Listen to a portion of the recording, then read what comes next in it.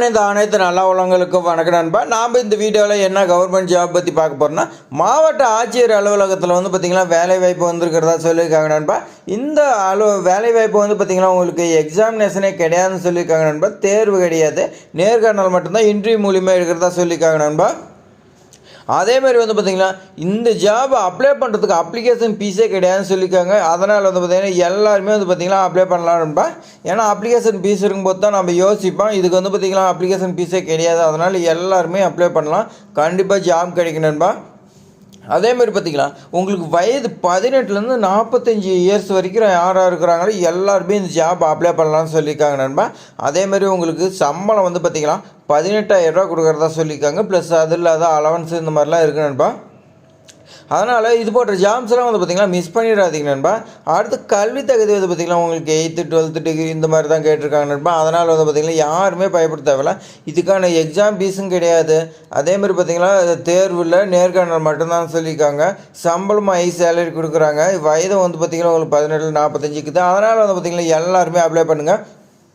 ஏன்னா மாவட்ட ஆட்சியர் அலுவலகத்தில் வேலை கிடைக்கிறது ரொம்ப கொடுத்து வச்சுருக்கு நண்பா. அதனால் பார்த்திங்கன்னா நீங்கள் அப்ளை பண்ணிடுங்க. இப்போ பார்த்திங்கன்னா ஃபுல்லாக நம்ம பார்த்திங்கன்னா பார்க்கலாம். வாங்க வீடியோக்குள்ளே போகலாம். மாவட்ட ஆட்சியர் அலுவலகத்திலேருந்து வேலை பார்த்திங்கன்னா department of social welfare and women empowerment சொல்லி கொடுத்துருக்காங்க. சக்தி ஒன் ஸ்டாப் சென்டர்னு சொல்லி கொடுத்துருக்காங்க நண்பா. இது பார்த்திங்கன்னா மேக்ஸிமம் அப்ளிகேஷன் தான் பார்த்திங்கன்னா ஃபில் பண்ண தெரியாது. அது நான் சொல்லிடுறேன் நண்பா. அப்ளிகேஷன் ஃபார் த போஸ்ட் ஆப்னு சொல்லி கொடுத்துருக்காங்க நண்பா. நீங்கள் பார்த்திங்கன்னா என்ன போஸ்டிங்கோ அந்த போஸ்டிங் எழுதிக்குன்னு சொல்லியிருக்காங்க நண்பா. அதேமாதிரி பார்த்திங்கன்னா ரைட் சைடில் உங்களுடைய ஃபோட்டோ ஒட்டுன்னு சொல்லியிருக்காங்க. அடுத்தது பார்த்திங்கன்னா இந்த ஜாப் உங்களுக்கு எங்கே வேணும், திண்டுக்கல்லில் பார்த்திங்கன்னா திண்டுக்கல்லா பழனியா இல்லை வேறு எங்கே வேணும்னு சொல்லி மென்ஷன் பண்ண சொல்லியிருக்காங்க நண்பா. நீங்கள் மென்ஷன் பண்ணிங்க. அடுத்தது பார்த்திங்கன்னா உங்களுடைய நேம் பார்த்திங்கன்னா இன்சிலோட எழுத சொல்லியிருக்காங்க நண்பா. அடுத்தது பார்த்திங்கன்னா உங்களுடைய ஃபாதரோ ஹஸ்பண்ட் நேமோ பார்த்திங்கன்னா நீங்கள் எழுதிக்கணும்னு சொல்லியிருக்காங்க. டேட் ஆஃப் பர்த் கேட்டிருக்காங்க. டேட் ஆஃப் பர்த்லாம் பார்த்திங்கன்னா கரெக்டாக கொடுங்க. ஏஜ் கேட்டிருக்காங்க. நீங்கள் என்ன ஏஜ் கொடுங்க, 18லேருந்து 45 இயர்ஸுக்கு உள்ள கடைக்கு மட்டும் கொடுங்க. அடுத்து பார்த்திங்கன்னா உங்களுக்கு கான்டாக்ட் பண்ணுறதுக்கு இமெயில் ஐடி கேட்டிருக்காங்க. இமெயில் ஐடி பார்த்திங்கன்னா எந்த ஒரு மிஸ்டேக் இல்லாத கொடுங்க. அட்ரஸ் ஆஃப் ப்ரூஃப் கேட்டிருக்காங்க. அட்ரஸ் பார்த்திங்கன்னா நீங்கள் ஆதார் கார்டு வைக்கலாம், ரேஷன் கார்டு, ஓட்டர் ஐடி அதில் எது இருக்குதோ அதை மென்ஷன் பண்ணிங்க நண்பா. நீங்கள் பார்த்திங்கன்னா அதெல்லாம் நகல் வைக்கிற மாதிரி இருக்கும். மொபைல் நம்பர் கேட்டிருக்காங்க. மொபைல் நம்பர் பார்த்திங்கன்னா உங்களோட மொபைல் நம்பருக்கு கரெக்டாக கொடுத்துங்க. அப்போ தான் ஏதாவது மிஸ்டேக்கு ஏதாவது கான்டாக்ட் பண்ணணுன்னா உங்களுக்கு கான்டாக்ட் பண்ணுவாங்க. அடுத்து பார்த்திங்கன்னா அட்ரஸ் பார்த்திங்கன்னா ஃபுல் அட்ரஸ் கேட்குறாங்க நண்பா. அதான் மேலே மென்ஷன் பண்ண ஆதாரோ ரேஷனோ ஓட்டர் இதில் எது நீங்கள் இங்கே மென்ஷன் பண்ணுறீங்களோ அதோட ஃபுல் அட்ரஸ் எழுதிங்க. அடுத்து பார்த்திங்கன்னா நீங்கள் என்ன டிஸ்ட்ரிக்ட்னு கேட்டிருக்காங்க. டிஸ்ட்ரிக் கேட்டுங்க நண்பா, எழுதிடலாம். அடுத்து பார்த்திங்கன்னா என் லாங்குவேஜ் கேட்குது. உங்களுக்கு என்னென்ன லாங்குவேஜ் தெரியும்? தமிழ்னா தமிழ் எழுத படிக்க தெரியுமா, இங்கிலீஷ் எழுத படிக்க தெரியுமான்னு கேட்டிருக்காங்க. இவங்களுக்கு பார்த்திங்கன்னா எழுத படிக்க தெரிஞ்சுன்னா டிக் அடிச்சிங்க நண்பா. இல்லைன்னா பார்த்திங்கன்னா விட்டுருங்க. அதர்ஸ் லாங்குவேஜ் ஏதாவது தெரியுமான்னு கேட்குறாங்க. தெரிஞ்சால் டிக் பண்ணுங்கள், இல்லைனா விட்டுருங்க நண்பா. அடுத்தது பார்த்திங்கன்னா குவாலிஃபிகேஷன் கேட்குறாங்க. உங்களுடைய 10th குவாலிஃபிகேஷன் நீங்கள் பார்த்திங்கன்னா என்ன கோர்ஸ் படிச்சுக்கிறீங்க, கோர்ஸு 10th 10th போட்டுங்க. அடுத்தது பார்த்திங்கன்னா நேம் ஆஃப் த இன்ஸ்டியூட், நீங்கள் எங்கே படிச்சிங்க, ப்ரைவேட் ஸ்கூலாக கவர்மெண்ட் ஸ்கூலாக அது என்னங்கிறது மென்ஷன் பண்ணிங்க. எப்போ பாஸ் பண்ணிங்கன்னு கேட்குறாங்க, அது மென்ஷன் பண்ணிங்க. அடுத்தது பார்த்திங்கன்னா பர்சன்டேஜ் ஆஃப் மார்க் கேட்டிருக்காங்க நண்பா. நீங்கள் என்ன மார்க்கோ அந்த பர்சன்டேஜ் பார்த்திங்கன்னா மென்ஷன் பண்ணிங்க. அதே மாதிரி தான் 12th நீங்கள் என்ன சப்ஜெக்ட் எடுத்து படிச்சிங்கன்னு கேட்குறாங்க. அந்த சப்ஜெக்ட் மென்ஷன் பண்ணிங்க.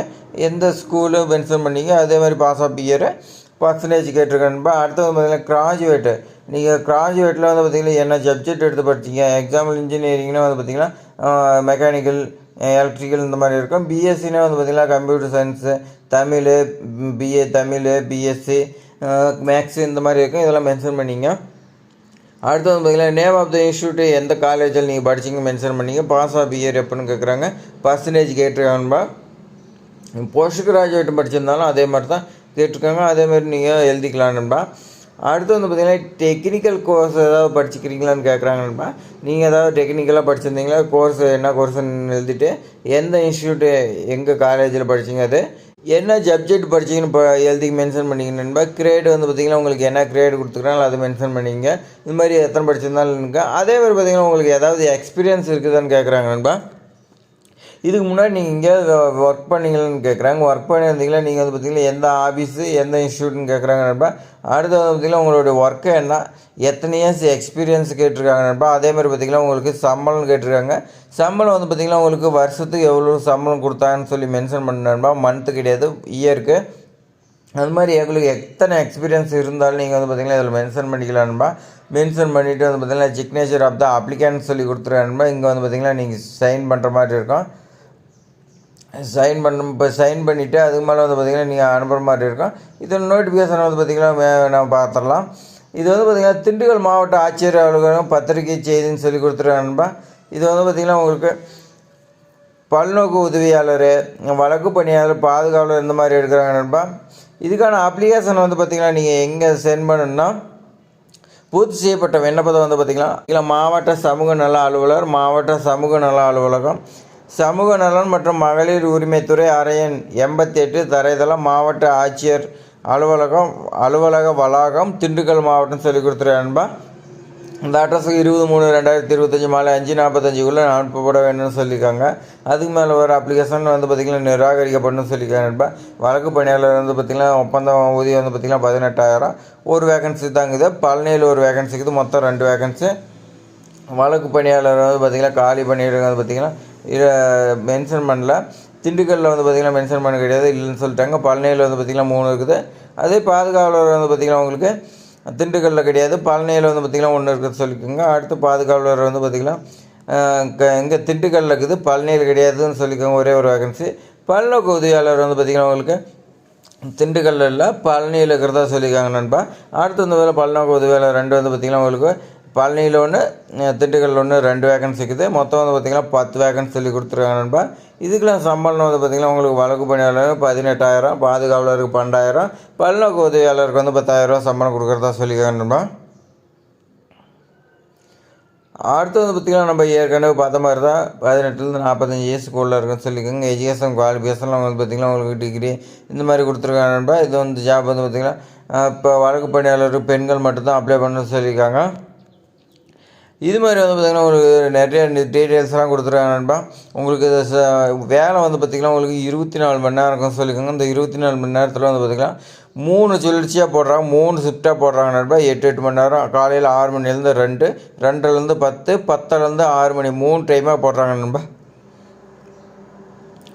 அதே மாதிரி தான் வந்து பார்த்திங்கன்னா பாதுகாவலர் இதுக்கு வந்து பார்த்திங்கன்னா ஆண் பெண் யார் வேணாலும் அப்ளை பண்ணலாம்னு சொல்லியிருக்காங்க நண்பா.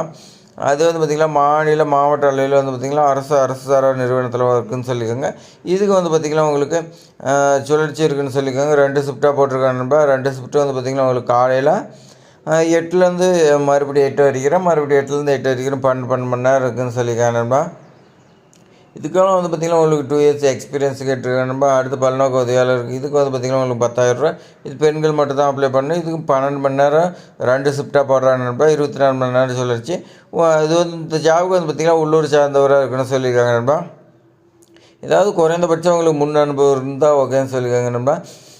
அதனால் வந்து பார்த்திங்கன்னா உங்களுக்கு இது மாதிரி ஏதாவது எக்ஸ்பீரியன்ஸ் இருந்தால் அப்ளை பண்ணிக்கலாம் நண்பா. அவ்வளோதான் நண்பா, இந்த வீடியோ அவ்வளோதான் நண்பா. இது மாதிரி பயனுள்ள தகவல் வந்து பார்த்திங்கன்னா இன்னும் வந்துகிட்டே இருக்குது நண்பா. கவர்மெண்ட் ஜாப்ஸ்லாம் வந்து பார்த்திங்கன்னா நீங்கள் மிஸ் பண்ணாமல் வந்து பார்த்திங்கன்னா இருக்குன்னா நம்ம சேனலை சப்ஸ்கிரைப் பண்ணிக்கணும் நண்பா. ஏதாவது ஒரு வகையில் வந்து பார்த்திங்கன்னா கண்டிப்பாக கவர்மெண்ட் ஜாப் கிடைக்கும் நண்பா. நம்பிக்கையோடு அப்ளை பண்ணுங்கள். இது மாதிரி பயனுள்ள தகவலாம் வந்து பார்த்திங்கன்னா நம்ம சேனலில் தொடர்ந்து வந்துகிட்டே இருக்குது. மிஸ் பண்ணக்கூடாது, சப்ஸ்கிரைப் பண்ணிக்கணும் நண்பா. இந்த வீடியோ பிடிச்சது உங்கள் ஃப்ரெண்ட்ஸுக்கு எல்லாத்துக்குமே ஷேர் பண்ணி விடுங்க. டவுட்னா கமெண்ட் பண்ணுங்கள், லைக் பண்ணுங்கள் நண்பா. தேங்க்ஸ் ஃபார் வாட்சிங்.